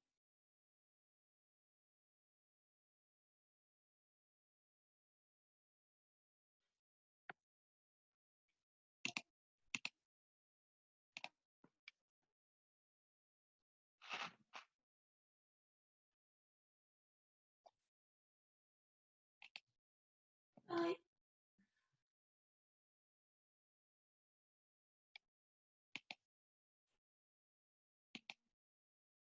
Ya, uno por grupo rápidamente que nos pueda compartir para alcanzar a terminar el libro.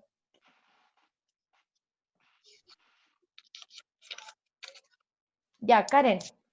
Hay que activarle a la Karen, amigo. Ya lo activé.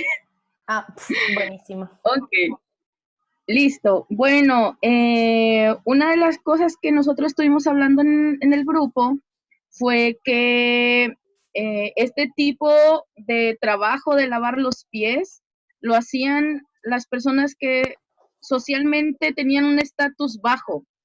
Por ahí mencionó una de mis compañeras que le llamaban a ellos doulos. Y creo que con el lavado, o sea, ¿qué significó esto para los discípulos? Creo que un ejemplo súper fuerte de lo que era un acto de servicio. Y también que muchas veces, y también conociendo el contexto, los estatus que tenían o lo que, sí, lo que tenían acerca de lo que era un maestro, alguien que tenía un liderazgo como tan fuerte, como hacer este tipo de acto, creo que era un ejemplo súper fuerte de servicio. Y lo otro que también se mencionó era que también por medio de esto, también estaba impartiendo identidad. Y lo último que mencionamos también, que posiblemente pueda ser también un simbolismo de purificación. Así que esos son los puntos que nosotros consideramos. Gracias, Karen. Juliana? Oi, não sei se todo mundo vai entender, eu vou falar bem devagar, porque eu falo português. Tenho vergonha de falar em espanhol. Tranquila. Então, o meu grupo, Coloca a o gente vídeo. compartilhou. Tá horrível meu vídeo. E pode colocar, tá? Vou mostrar. Vai, renúncia.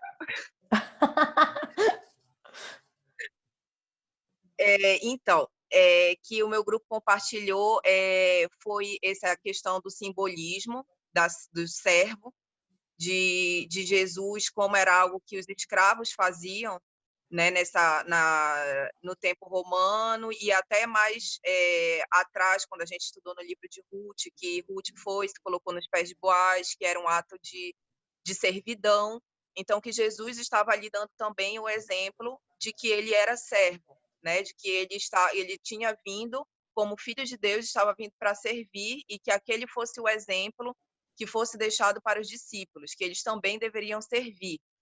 Esse foi o primeiro ponto a ser colocado. O segundo foi que o ato de lavar os pés fazia parte da cultura judaica de hospitalidade, que eles tinham costumes desse asseio, dessa higiene dos pés, antes de entrar na casa, enfim, essa questão ritualística, e que isso também poderia ser um significado da unção dos discípulos, do envio deles, né, de que eles seriam enviados para pregar nas nações, como uma despedida, né, para consagrá-los, para honrá-los também naquela posição de que eles seriam os discípulos que levariam a palavra.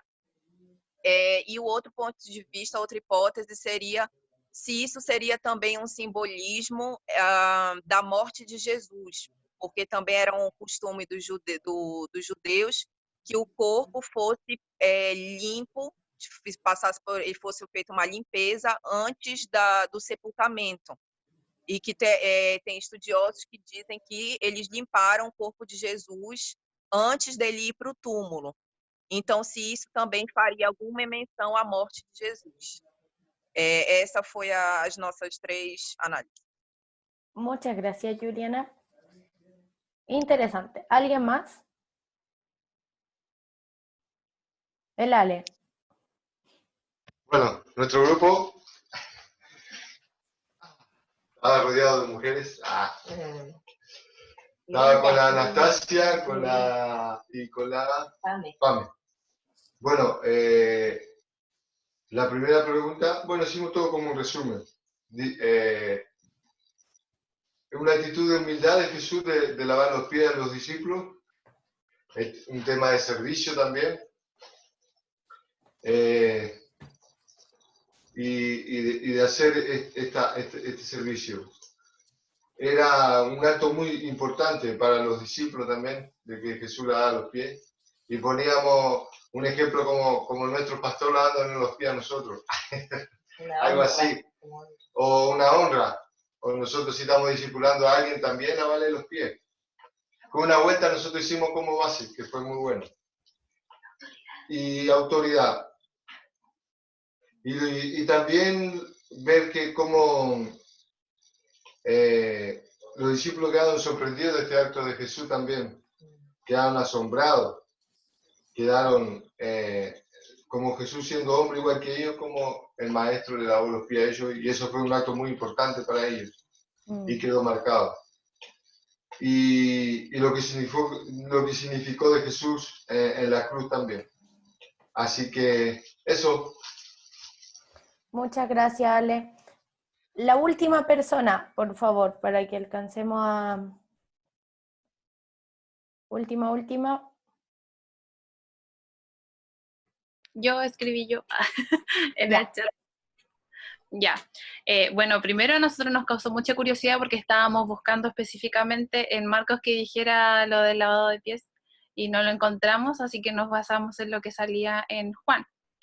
Y bueno, principalmente demuestra la humildad del Señor y en todos los actos de humildad que Jesús tiene con sus discípulos o con la gente que lo rodeaba, siempre había absoluto amor y soberanía. Y nos llamaba la atención de cómo Pedro rechazó el lavado de pies, porque obviamente existían como prejuicios con respecto a que el maestro o quien estaba liderándolos tenía como una autoridad tan grande, pero ellos la autoridad lo veían como que todos tenían que servirle a él. Pero Jesús ahí nos enseña y le enseñó también a sus discípulos que somos nosotros los que tenemos que servir. En ese caso fue Jesús quien le sirvió a sus discípulos y quien hizo algo que para muchos podría ser humillante, porque obviamente en ese contexto donde usaban sandalias, todos tendrían quizás sus pies maltratados, completamente sucios. Entonces Jesús tomó como de su amor para poder limpiarle y le dice cuando Pedro como que rechaza ese lavado de pies, que si no lo hace, si no, él no le lava los pies, no le va a pertenecer. Entonces como que nos demuestra, y yo creo que por esa parte igual lo aceptaron un poco los discípulos, porque si no tenemos un acto de humildad nosotros, no le pertenecemos al Señor, no somos parte de lo que Él quiere que nosotros tengamos como en identidad. Y eso es como lo que comentábamos con nuestro grupo.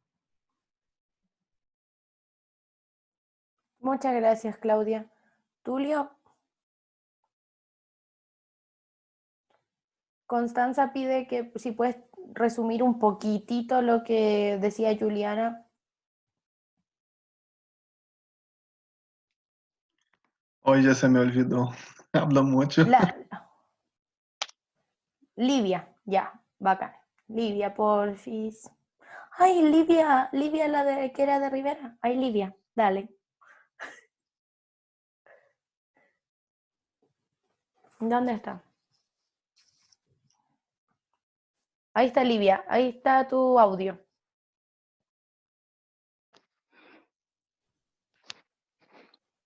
Me pusieron en audio. Sí. Bueno, muy básicamente se habló, porque lo voy a resumir, ¿no? Una cuestión de purificar, un acto de humillación, de humillarse. También se habló sobre lo cultural, de la hospitalidad, lo que esto representaba.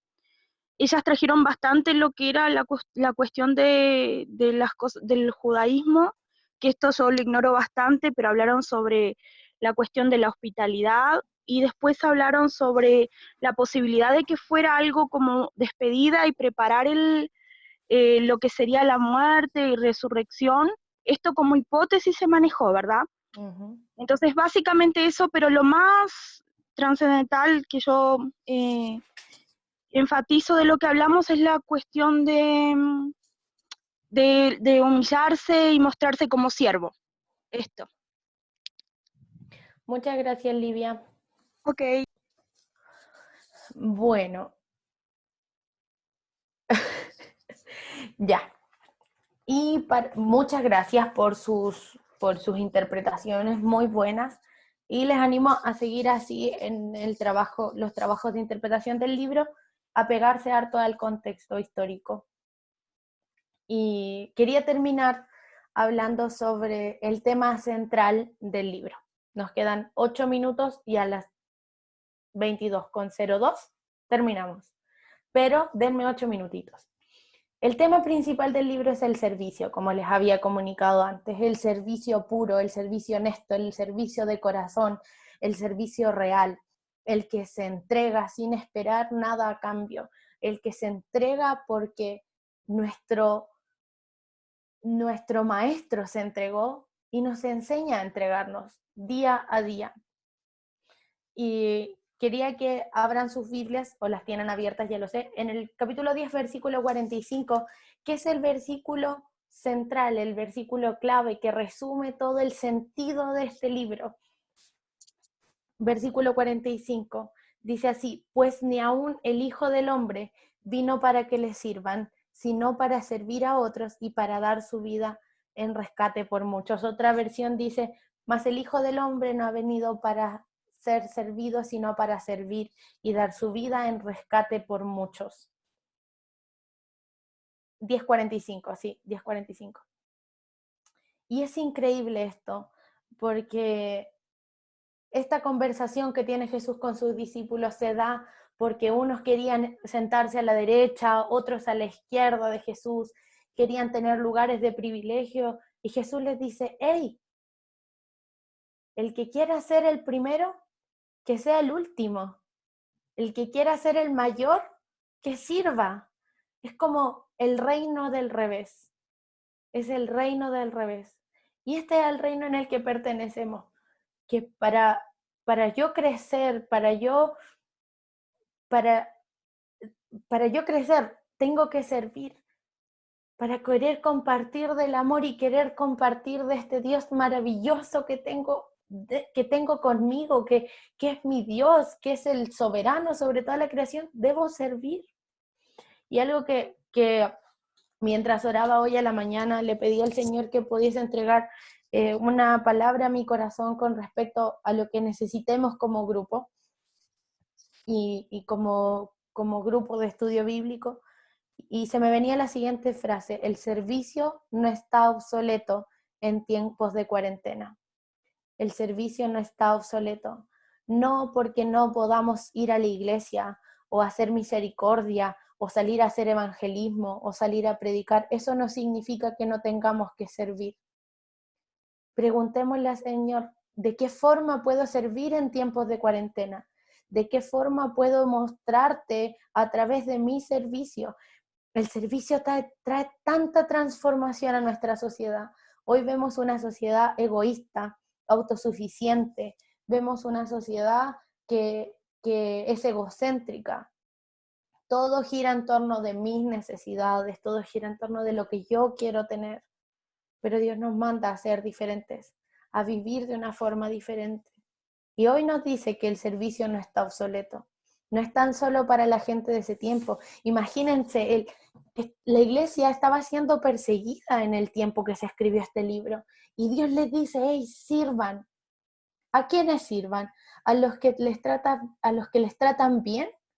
No, sirvan también a los que les persiguen. Amen más allá de lo que estamos acostumbrados a entender como servicio y como amor.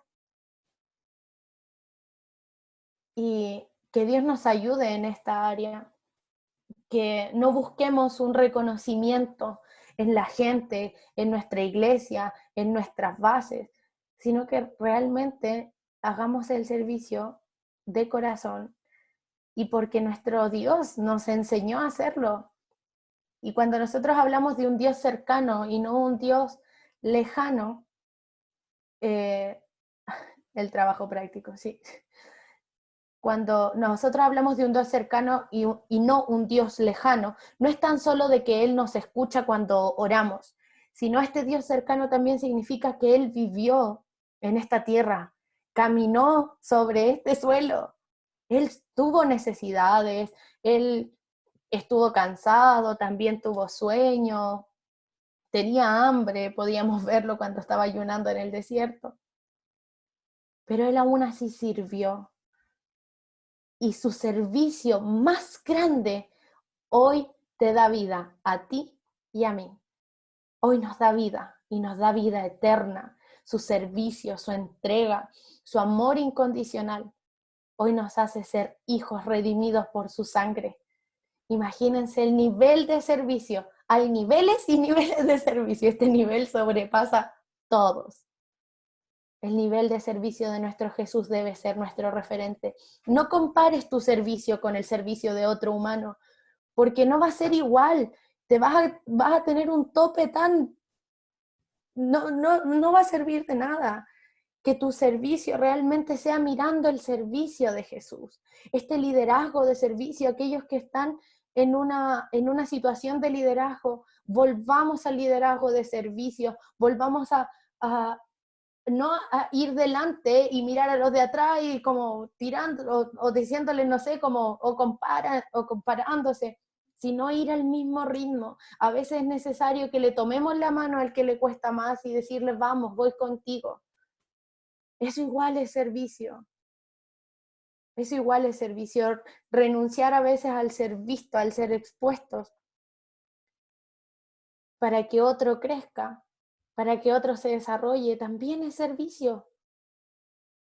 A veces nosotros vemos el servicio, entrego un plato de comida, y también es servicio. Pero entre nosotros, ¿cómo nos estamos sirviendo? La oración también es un servicio. Y quiero desafiarte en estos, me quedan 2 minutos. Quiero desafiarte en este tiempo que nos queda de cuarentena, cada uno en su país, en la región que estén. Toma tiempos diarios exclusivamente para orar por otros. Pídele al Señor palabra direccionada por su Espíritu Santo para otros. Seamos serviciales en la oración. Si no podemos ir y dar un abrazo que transmita el amor de Dios, que nuestra oración sea lo que transforme, que nuestra oración sea la que sirva, que las palabras que Dios nos entregue puedan ser de aliento, de ánimo, de exhortación para la gente por la que estamos orando. Eso. Muchas gracias, chicos, por su atención. Fue un placer compartir con ustedes. Eso. Los amo y los bendigo. Muchas gracias, Bárbara. Espero que Dios haya hablado a cada uno de nosotros, nos haya bendecido a través de su ejemplo, del ejemplo de Jesús, de su sacrificio, de su entrega, que podamos ver su servicio en nuestras vidas también. Unos ¿Ven que anuncios terminé rápidos. justo? Sí, clavado. Rapidito un anuncio, yo ya dejé en el grupo el trabajo de Marcos. Es igual que los otros, solamente 3 hojas con las ahí preguntas de contexto histórico, de interpretación y de aplicación. Yo dejé también un link de un formulario de Google. Yo necesito que cada uno de ustedes lo llene. Yo voy a mandar un mensaje también en el grupo por si alguien no está aquí, que es para responder cuáles clases tú sí estuviste conectado. Entonces nosotros tenemos un registro también que fuimos viendo ahí, pero queremos asegurarnos también, puede que, no sé, pasó algo, nosotros perdimos, o de repente tú estuviste conectado o no, y no lo pude ver. Entonces, para que cada uno pueda ahí mismo conectarse y responder el cuestionario de cuáles clases estuviste conectado. Y también les voy a mandar instrucciones en el grupo, ya entregando el último trabajo. El lunes en nuestra última clase vamos a hablar sobre la conclusión de algunas cosas y vamos a tener un pequeño examen que se va a hacer online. Sorpresa. Oh. Vamos a tener este pequeño examen y la idea es que nosotros podamos evaluar nuestra experiencia, qué es lo que hemos aprendido. Como siempre he hablado desde el comienzo, ¿no? Hemos aprendido mucho. Seguramente ustedes tienen mucha información que no tenían antes, pero el objetivo de nuestra escuela no es 100% académico. Entonces vamos a evaluar algunas cosas y entonces el examen también es parte importante de la escuela, de su nota final. Y ahí vamos a tener esta última clase y después del lunes, ya cerrando, ya les voy a entregar, le envío por correo sus certificados. Muchas gracias por todo. Cualquier pregunta que tengan, cualquier duda, como siempre, estamos a disposición. Les recuerdo, no es un examen difícil, no es para avergonzar a nadie, sino yo creo que cualquier experiencia necesita una evaluación. hasta en nuestra vida, yo les animo, cuando hagan algo, evalúen eso. Y el examen es una manera de evaluarlo. ¿Ok? Que Dios los bendiga mucho. En unos momentos más pongo el video en el grupo, subido a YouTube. Ojalá que YouTube no me lo remueva esta vez. Eso, que Dios los bendiga a todos. Hasta luego. Para darle 3 veces. Bendiciones. Bye, Felicito. Hasta luego, chao, chao. Gracias, Barbie. Bye. Por sí. Bárbara. Chao. Gracias, Barbie, por la clase. Solo una cosa, por si es que quedaron aún con alguna duda de Marcos, algunas preguntas aquí que quizás no respondimos por el tiempo, pueden ahí preguntarnos personalmente, preguntarnos por el grupo y les respondemos. Y sí, el lunes hay examen. Eso ahora de nuevo digan chao. Chao. Gracias. Los angolinos. Dios bendiga a los angolinos ahora en cuarentena. Buen fin de semana. Mañana es nuestro día. Ven el día de nosotros. Mañana es nuestro día. A festejar. Hoy sí, el día del trabajador. Yo estoy tan cansado que no voy a salir de casa. Chao. Voy a quedar en casa todo el Vamos a día. trabalhar em casa. Bueno, Ay, ve. Oye, Tulio, Sí. el lunes cuenta el chiste de por qué la mujer no va a ir al cielo, de Apocalipsis. Oh. Agustín, Ah, bueno, ándate. ese quedó para la historia. Agustín, chao. Nadie te quiere Ya. aquí, chao. Vamos a hacer una sobre el apocalipsis. Chao, Agustín. Chao. Chao, pórtate bien, Agustín. Chao. Chao, Fresia. Dale todas las cosas a la masa. Vienen acá cocinando. Paseo todo. Aplicando marco aquí. Muy bien, muy bien. Chao, chiquillos. ¿Quién gritó? Dice de medio de la... La Javiera siempre grita, ¿se dan cuenta? Oye, pórtense bien en Angol, no rompan la cuarentena. Estamos en Webby. Estamos en Webi. Ah, bueno, no hay problema, es como aquí en En Licano. Arrancando.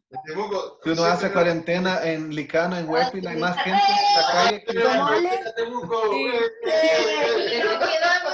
Vivir en Webby le están en Sí. 40. Vamos a cuidar, vamos a cuidar. Quédense encerrados igual, aunque se levante la cuarentena, por favor. Sí. El padre no hay cuarentena, ¿no? No. No, pero yo estoy encerrada igual. Ah, Hace sí. ya más de un mes y medio, voy para los 2 meses. Es que el padre es como 90. Sí. Sí, no más. Es que, No, hay que y de hecho, por aquí, por donde yo vivo, hay Ay, no, va.